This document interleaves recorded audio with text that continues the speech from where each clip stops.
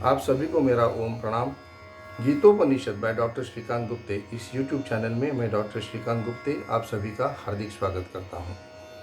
पिछले 7 भागों से हम जान रहे हैं श्रीमद् भगवद गीता का पहला अध्याय अर्जुन विषाद योग के बारे में, और हम ये देख रहे हैं कि इसमें अर्जुन अपने मन की व्यथा भगवान श्री कृष्ण के सामने रख रहे हैं। आज हम थोड़ा सा इस अध्याय की परिसमाप्ति के बाद में इस अध्याय से हमने क्या जाना, हमें इससे क्या सीखने को मिला, इसके बारे में थोड़ी सी बात करेंगे। पहले तो हम देखेंगे कि क्या है महाभारतीय युद्ध। क्या ये युद्ध सिर्फ एक सामरिक युद्ध है जो कुरुक्षेत्र की रणभूमि पे लड़ा गया था, या ये कुछ और है? मेरी दृष्टि से ये सिर्फ एक सामरिक युद्ध नहीं है, ये हर एक व्यक्ति का अपना एक आंतरिक युद्ध है। हम हमेशा कहते हैं कि मैं ये कुछ बात करने जा रहा था, मेरे एक मन ने कहा कि हाँ कर ले, लेकिन मेरे दूसरे मन ने मुझे रोक लिया। तो हम हमेशा अपने 2 मनों की परिकल्पना करते हैं। तो महाभारतीय युद्ध जो है वो इन 2 मनों का आपसी युद्ध है। मनुष्य की सदसद विवेक बुद्धि का ये युद्ध है। ये हर एक मनुष्य के अंतर में, हर एक मनुष्य के मन में चलने वाला ये युद्ध है।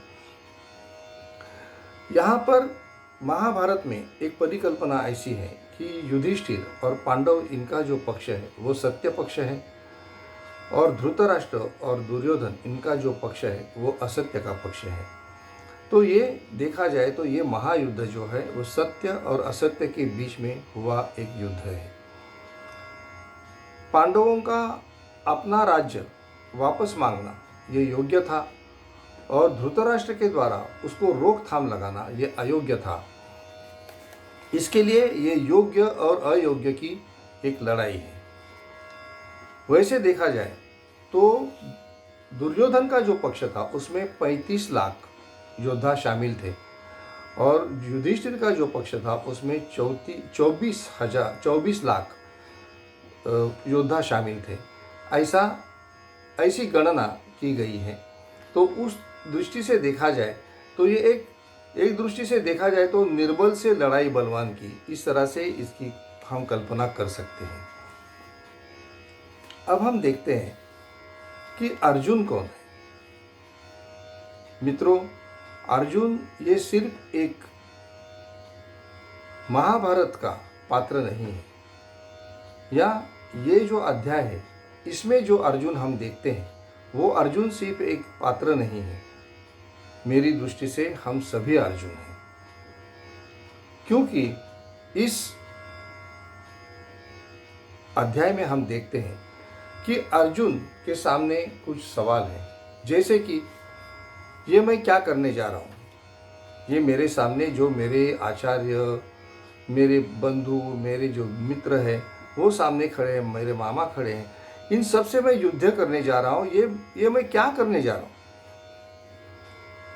अर्जुन दूसरा एक उनके सामने सवाल है, मुझे क्या करना चाहिए? क्या मुझे युद्ध करना चाहिए या नहीं करना चाहिए? मुझे ये युद्ध अगर नहीं करना है तो फिर मुझे क्या करना चाहिए? अर्जुन आगे सोचते हैं, जो मैं करने जा रहा हूँ क्या वही सही है? अगर मुझे ये युद्ध करना ही पड़ता है तो क्या वो सही होगा? क्या यही सत्य का मार्ग है?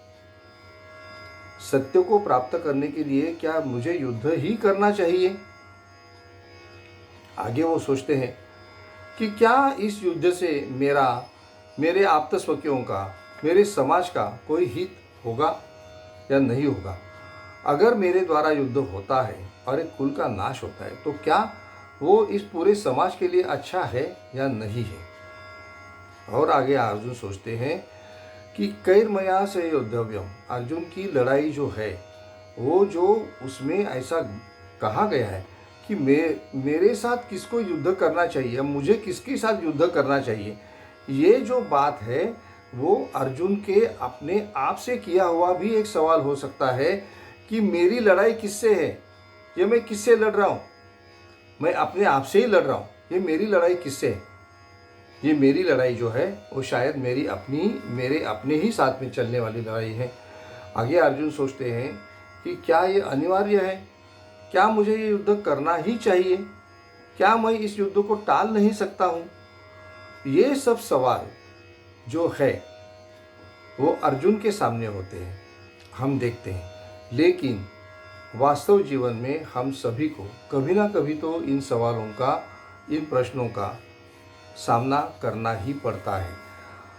हम कभी ना कभी तो इन सवालों के ग्रस्त होते ही हैं। हमको इन सवालों से अपने आप को झगड़ना ही पड़ता है, लड़ना ही पड़ता है। जैसे हम देखते हैं कि जीवन के दो राहे पे खड़े सोचते हैं हम, जाए तो किधर जाए। तो ये अर्जुन की जो व्यथा है, ये अर्जुन की जो मनोवस्था है, वो हमने अर्जुन विषाद योग इस अध्याय में देखी है। मित्रों, अर्जुन तो एक उदाहरण मात्र है।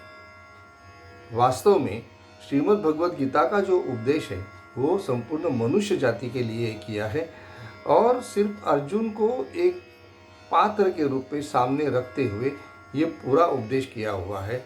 ये मेरी धारणा है। तो मेरे विचार से हम सभी के बीच में एक अर्जुन है और हम सभी लोग अर्जुन हैं। तो आपको मेरे ये विचार कैसे लगे, ये मेरे मंतव्य आपको कैसे लगे, ये मुझे आप ज़रूर बताइए, कमेंट करिए और मुझे बताइए कि आपको क्या मेरा ये उपक्रम, मेरा प्रयास अच्छा लगता है। और गीतोपनिषद बाय डॉक्टर श्रीकांत गुप्ते इस चैनल से जुड़े रहिए।